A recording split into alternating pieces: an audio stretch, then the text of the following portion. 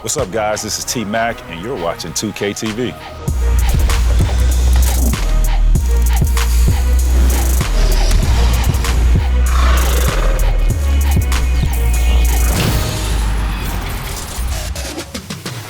We put together a fresh new episode of NBA 2K TV for you. And to start, how's your defense? Well, you know, I know mine isn't as good as Mike Wang's defense on Devin Booker at mocap, that's for sure. And it can be tough out here on these 2K streets getting stops. Well, everyone can do better, so we've asked that man, gameplay director Mike Wang, for his advice on upping your defense in this week's Expert Tips.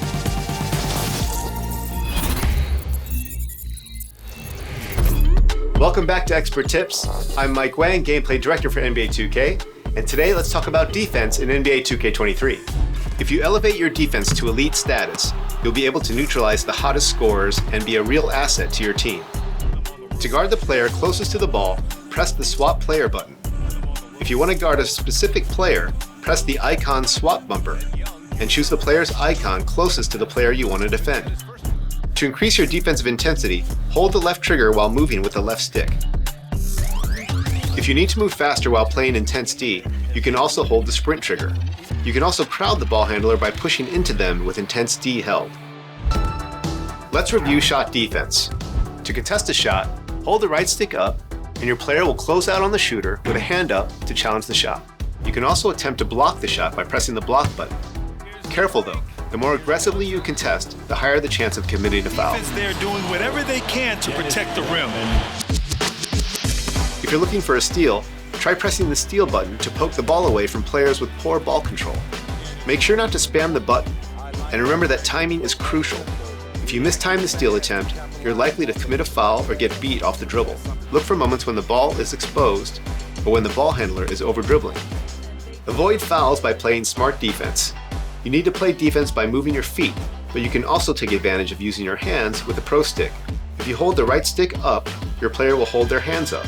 This is a good way to deflect passes. If you move the pro stick left or right while in a defensive stance, you can move your hands to play the passing lanes and hopefully deflect a pass. If you find yourself undersized against your matchup, try stripping the ball by pressing the steal button just as the shooter begins to gather. Or if you can beat them to the spot, press and hold the take charge button to try and draw a charge. Or if you're a smaller player defending in the post, tap the take charge button to pull the chair out from under them. This will make the offensive player lose their balance and maybe even the ball. And hey, it might be strategic to pick up a foul when you're in too deep and prevent an easy bucket. That's all for now. Make your defensive stand and rack up those wins. T-Mac is back, and last week we brought you the first part of our interview with Tracy McGrady, and here's part 2. You better listen up because he may be handing out some VC after our chat.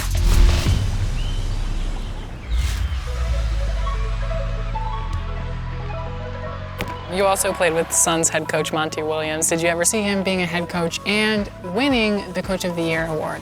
I saw him,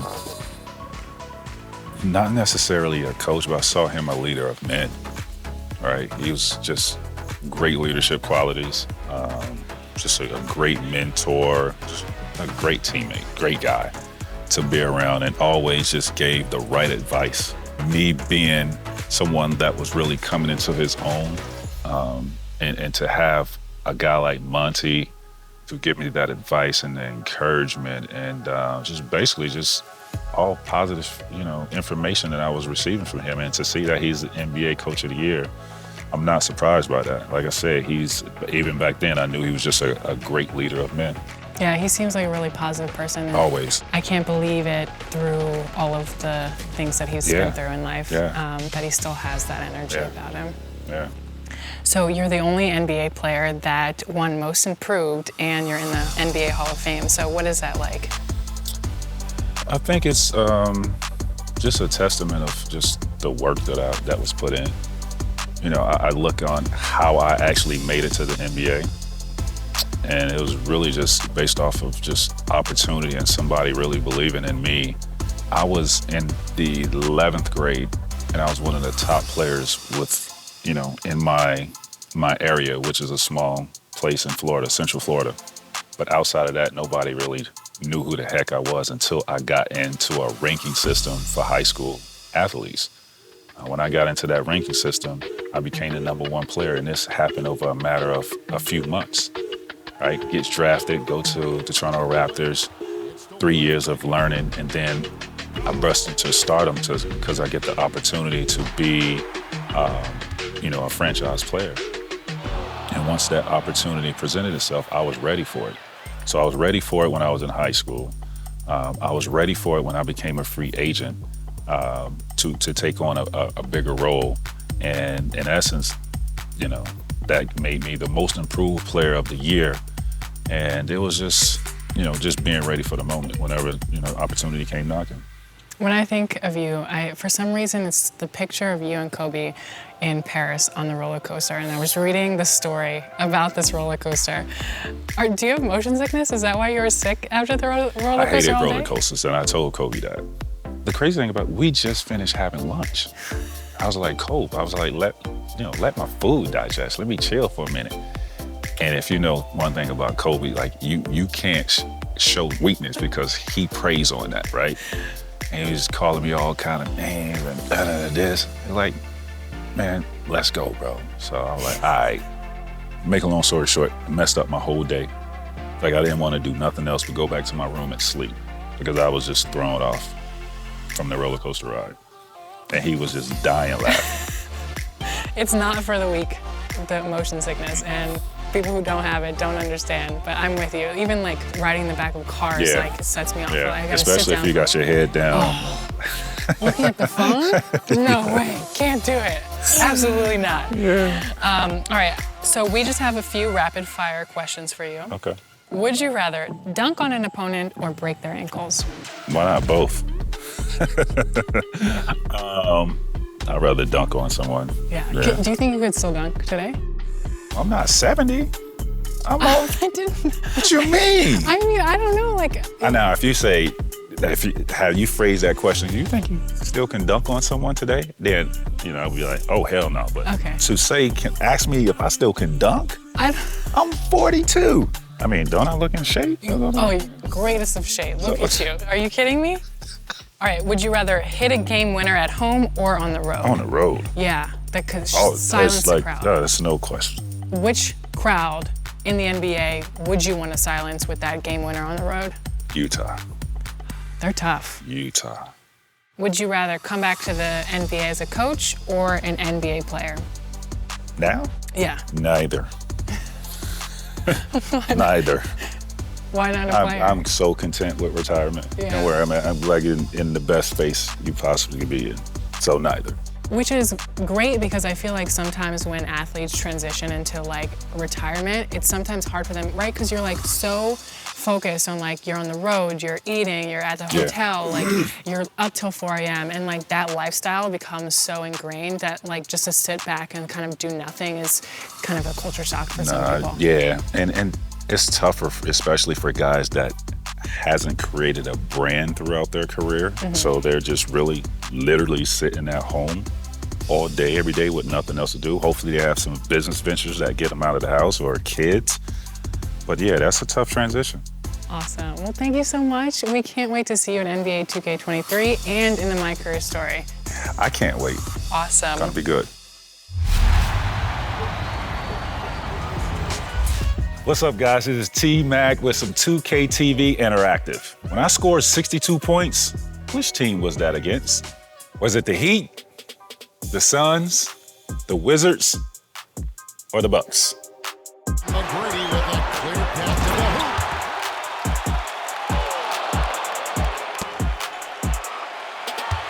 Here's McGrady.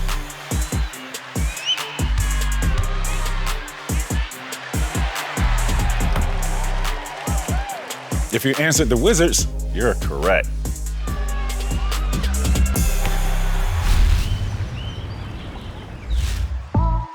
So you're loving your new build in NBA 2K23, but maybe you're looking for a new challenge. Your mind may be wondering, what would it be like to try out a new position or change an aspect of your game? NBA 2K23 is making that second build process a whole lot easier. Once your MyPlayer reaches a 90 overall rating, you'll unlock Rebirth. When you make your new build with Rebirth, your completed quests are carried with you, and the number of badges you previously earned remain intact. And it's easy to do. On the G.O.A.T boat, Ronnie2K will text you a message that unlocks Rebirth when you hit an overall rating of 90. And in the city, as your level rises, you'll be able to start 4 Rebirth quests to find Ronnie2K in hidden locations in the city. And you know exactly where to find him. You know, the Knights Dumpster, the West Side Mall, 2K Sports Building, and entrance to the Viper affiliation. Oh wait, was that supposed to be a secret? My bad. With Rebirth, you can get that new build up and running faster than ever. Try it out when you get to 90 overall.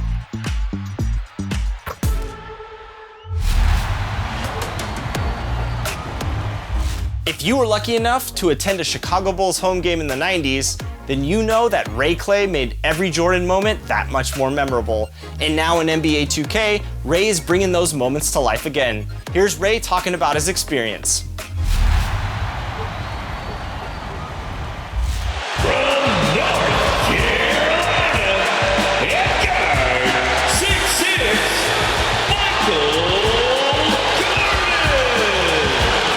Being the Chicago Bulls public address announcer, being there for the most iconic time from 91 to 98 for all of the world championships, I said, you know, I can just add so much more to the game, I hope.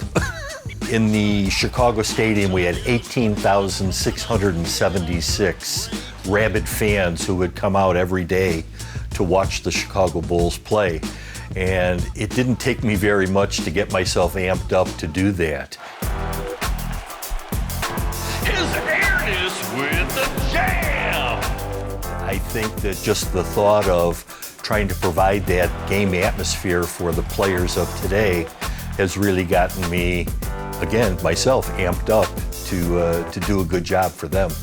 The Detroit Pistons. You know, the bad boys, they beat us in '89, and following year, the Bulls came back in the finals and they beat the Pistons in 4, and Detroit walked off before the game was even over. So that was an iconic moment. It was the crowning of Michael Jordan as being the new king. I think having the PA voice in the game lends so much more credibility to what the game is all about. It makes the fans and the people who are playing the game actually feel like they're right there. All right, fans, stand up and get loud! The recording sessions for 2K have really been a lot of fun. It's a chance for me to relive some of the memories that I had from back in the 90s, and I really enjoy being involved in it. The waiter, Tony Kukoc with the dish. My favorite finals moment during the first finals was when the Bulls played the Lakers, and Michael was driving down the floor, and he went up and he had the ball in one hand and switched it to the other hand and laid it in.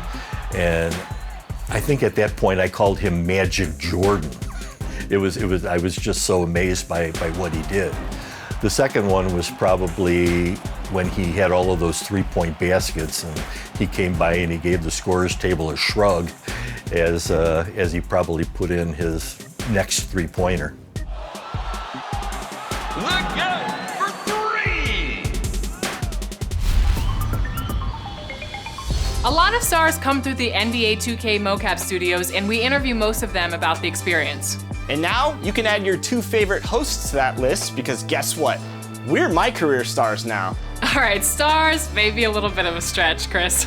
Yeah, we're not stars yet, but we're working on it. Not yet, but getting first-hand experience at mocap was so much fun.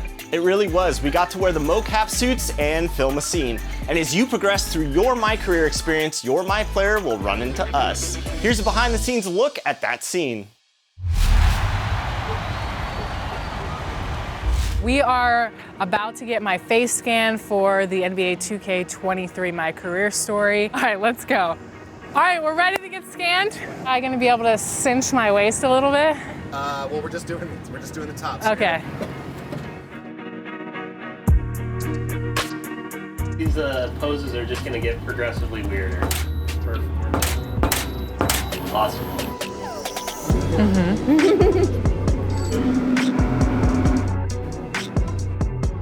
This is not sexy. Everyone follow me, Chris?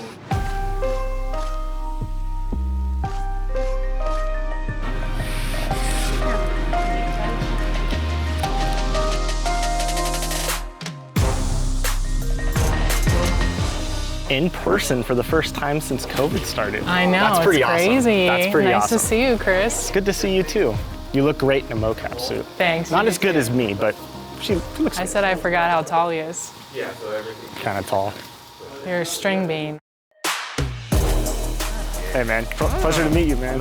You guys already know what you do here, so this should be pretty straightforward, right? The general rule here is we're starting center volume. It's going to be a standing interview. Okay. Totally play with it. It's a little bit meta and weird. Yeah.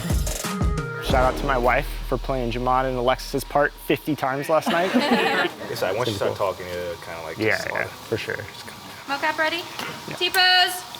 One mocap. Oh. Positions. Action. Welcome to a new episode of NBA 2K TV. And we are very excited because we have MP in the house today. MP, welcome to the show. Thank you guys for having me here. I've been playing 2K since I was a kid, and it's just really cool to be here.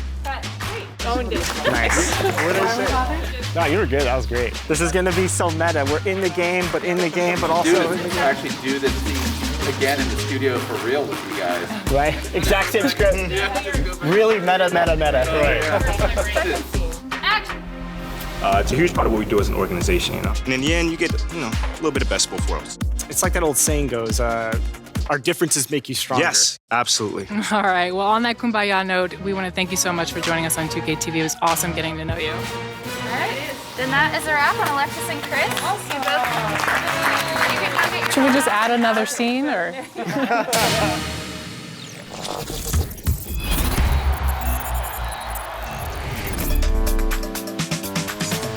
Hey everyone, Scott Moak in studio, public address announcer for the Sacramento Kings. It's time for my favorite part of the show. Here are your top plays of the week. Big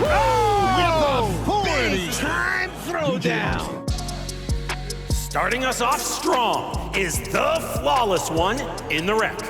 Backdoor cuts, and look out! Bodies the defender, and even their teammate gets caught up in the destruction. How about some one-on-one in the galleon with Rah-Rah 5400? All right, he spins right off the glass and throws it down 360 style.